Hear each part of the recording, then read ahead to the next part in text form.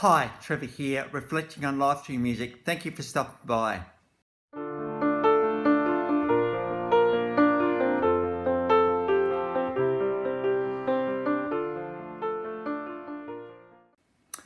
Well, come in, you're very welcome. I trust you enjoyed my last video on Rock and Roll Hall of Fame inductee Shannon.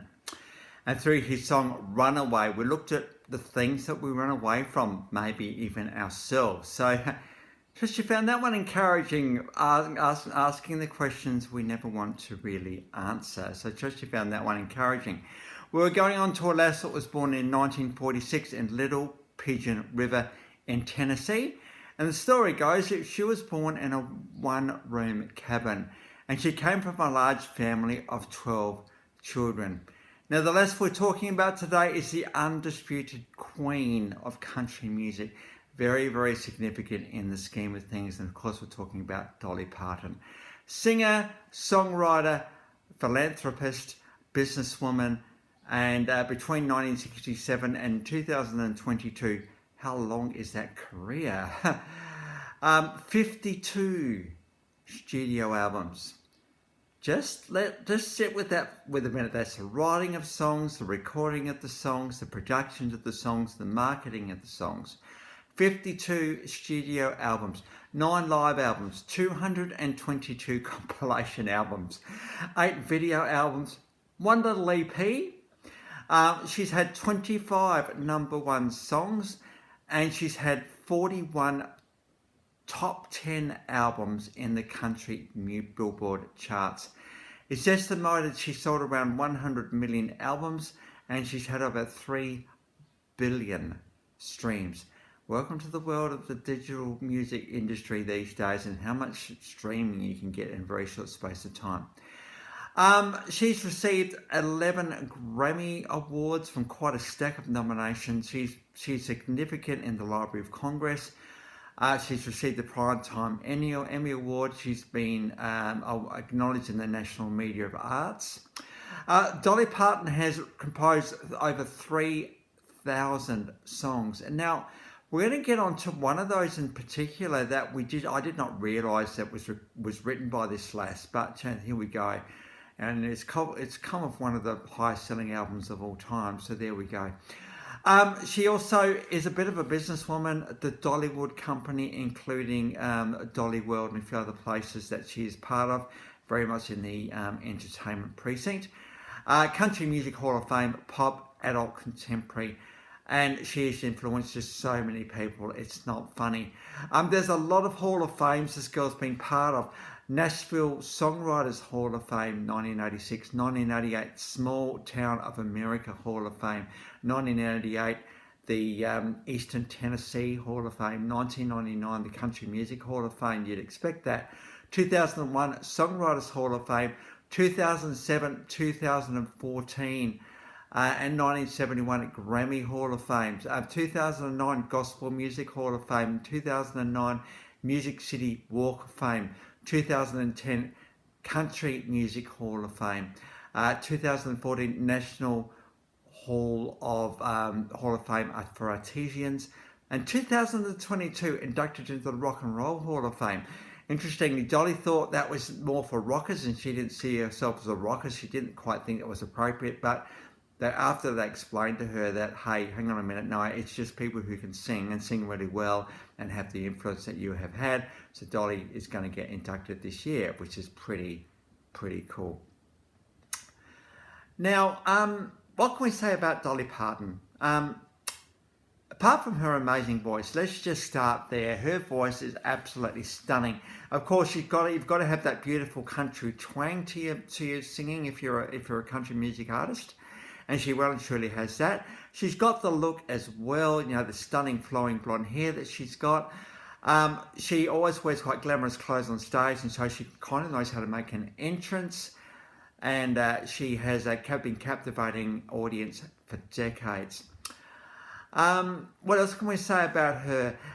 She just is instantly recognisable. She has an international following. She's an international icon, this girl. And she has brought joy to millions of people around the world with her incredible songwriting and her incredible voice. And she certainly does deserve all of those accolades, all those Hall of Fame nominations. I think there's a star on the Hollywood Walk of Fame as well.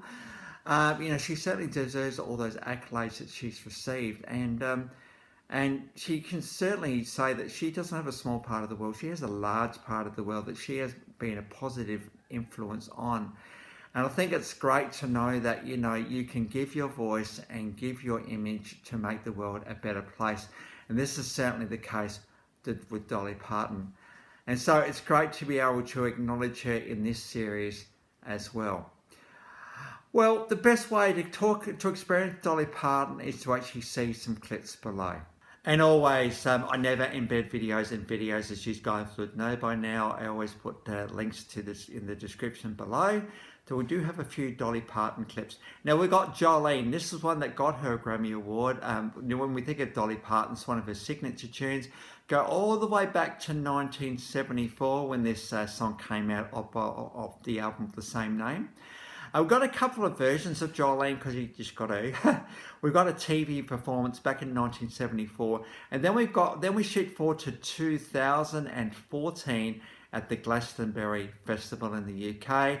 And then when it says, I had this little song a little while back called Jolene, the audience just erupts because this is just one of those songs you're just waiting to hear. So we've got Jolene. We got I Will Always Love You. Now, that was made famous by the iconic movie The Bodyguard, Whitney Houston, and of course that soundtrack is one of the highest selling soundtracks of all time just because of this song. Dolly Parton wrote this song. How cool is that? Now I was kind of hoping there might have been a bit of a duet with Whitney Houston and Dolly Parton, but there isn't. So anyway, we got to go back to the songwriter, and here we've got her singing this one all the way back in 1974. This is also what that Jolene album of 1974. We then got now one of her probably well-known songs, 9 to 5, Working Hard to Make a Living, a musical in Adelaide right now, produced by Dolly Parton. A bit more upbeat for Dolly Parton, a little bit more poppy. This came from the album 9 to 5 and Odd Jobs from 1980. And it's good to see that she's got a bit of pep to her and she can actually sing up a storm, this girl. And so 9 to 5 is probably one of her most well-known songs. And if you go to a Dolly Parton concert, that's one of the songs you want to hear. How great it's been brought to stage. And I can just imagine it's a kind of a working hard kind of a musical type of thing. In Adelaide right now, which is pretty cool. We then got... there were three immortal classical girls that got together: Emmylou Harris, Dolly Parton, and Linda Ronstadt. How incredible are these three together? The harmonies are absolutely stunning. We've got a TV appearance on the Dave Letterman show, After the Gold Rush. This is a classic by Neil Young. And here we've got the three of them singing quite reflectively about the world we find ourselves in right now, coming up to the turn of the millennium as it was in this particular clip.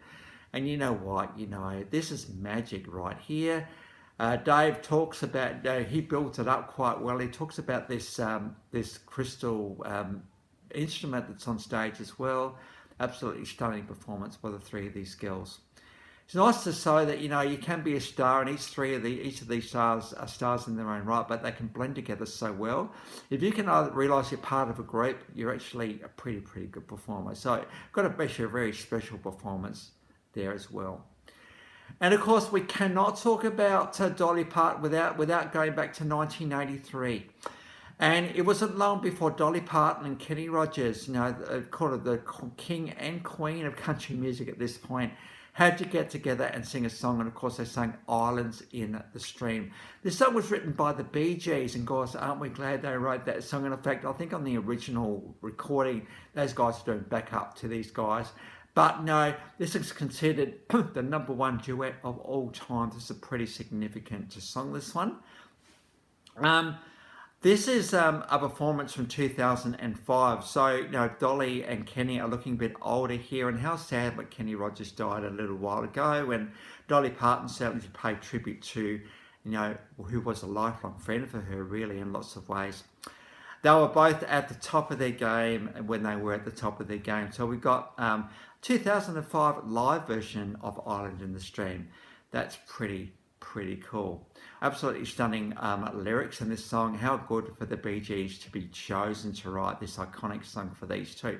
You wouldn't put the Bee Gees in country music, but you know, certainly Saturday Night Fever is absolutely disco. But this is a great thing about the Bee Gees. As when I talked about them, I talked about the distinctiveness of these guys. There's no one even remotely close to these guys and this songwriting ability. And so, you know, Dolly Parton could have written her own song, but no, she went to the Bee Gees and got them to write it instead. So that's an iconic duet right there. So I think one of the things that has informed Dolly Parton's career is that start and being born in a single room cabin, one of 12 children. Mum always did it tough. Life was always a bit hard. But her mum was a major inspiration for Dolly Parton. And I think this is what kept her grounded and kept her just wholesome. Girl next door, innocent girl next door type of image. And the world has responded well and truly to Dolly Parton, giving her the 100 million albums that she sold, the 3 billion streams, the whole thing. So the links to those 1, 2, 3, 4, 5, 6 clips are in the description below, and I've also included my last video on Shannon. So if you want to recap on him, feel free. So I trust you found my tribute to Dolly Parton encouraging as you consider your own life journeys and your own positivity that you bring into the world. Well, that's it for today. Next time we're going to go on to Delamitri. So until then, I'll catch you around. Bye for now.